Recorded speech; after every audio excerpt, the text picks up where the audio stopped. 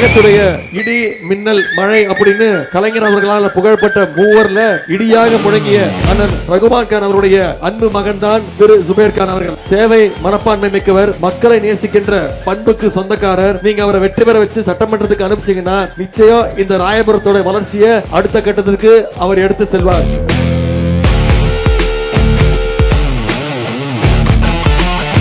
நம்முடைய முதலமைச்சர் காலைல 6:30 மணிக்கு மகளிருடைய அக்கவுண்ட்ல 5000 ரூபாய் போட்டாரு. 9 மணிக்கெல்லாம் போய் மகளிர் பேங்க் அக்கவுண்ட்ல இருந்து பணத்தை எடுத்துட்டீங்க.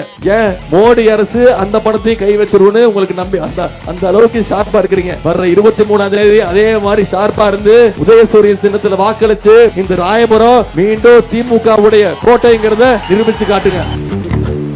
சிறுபான்மை மக்களுக்கு காவல் அரணாக இருப்பது என்னைக்குமே திராவிட முன்னேற்ற கழகம் தான், நம்முடைய தலைவர் அவர்கள் தான். அதை யாராலும் மறக்கவும் முடியாது. உரிமையோடு உங்களை எல்லாம் உதயசூரிய சின்னத்திற்கு சகோதரர் சுபேர் கான் அவர்களுக்கு வாக்களிச்சு அதிகமான வாக்கு வித்தியாசத்துல ஜெயிக்க வச்சு அவர் சட்டமன்றத்துக்கு அனுப்புங்க.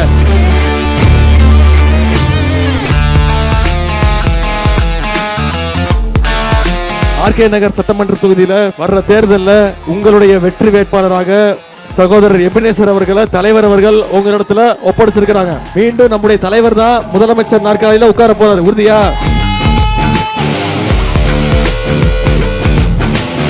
இன்னைக்கு புதுசா பல பேர் வரலாம், உங்களை ஏமாத்த முயற்சி செய்யலாம். நல்லா யோசிச்சுக்கோங்க. வெறும் தேர்தலுக்கு தேர்தல் வந்து மக்களை சந்திக்கிற இயக்கம் திராவிட முன்னேற்ற கழகம் கிடையாது. என்னைக்குமே மக்களோடு மக்களா நிக்கிற இயக்கம் நம்முடைய திராவிட முன்னேற்ற கழகம். கரெக்டா? எந்த நேரத்திலயும் உங்க கூட நின்று இருக்கும். கோவிடா இருக்கட்டும், வெயிலா இருக்கட்டும், மழையா இருக்கட்டும், புயல் வெள்ளம் எதுவா இருந்தாலும், எந்த பணிகளா இருந்தாலும் என்னைக்கும் மக்களோடு மக்களாக நிற்கக்கூடிய உங்க வேட்பாளர் தான், உங்க உறுப்பினர் தான், சட்டமன்ற உறுப்பினர் தான் திரு எபினேசர் அவர்கள்.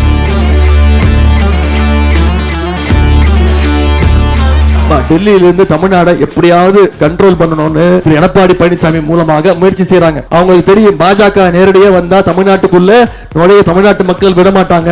அதனால இன்னைக்கு அதிமுகங்கிற போர்வையை போத்திக்கிட்டு தமிழ்நாட்டுக்குள்ள உள்ள வரதுக்கு முயற்சி செஞ்சுட்டு இருக்காங்க. நம்முடைய தலைவர் சொன்ன மாதிரி தமிழ்நாடு என்னைக்குமே டெல்லிக்கு அவுட் ஆஃப் கண்ட்ரோல் தான். போட்டோ எல்லாம் காட்ட மாட்டேன், பெரிய பஞ்சாயத்தாய் போயிடுச்சு, நான் காட்ட மாட்டேன். அந்த போட்டோவை எல்லாரும் பார்த்துட்டாங்க. ஏற்கனவே எல்லாம் ஒரு முறை பார்த்து என்ஜாய் பண்ணிட்டீங்க. திரு எடப்பாடி பழனிசாமியோட நிலைமை இப்படி ஆகும்னு நான் எதிர்பார்க்கவே இல்லை.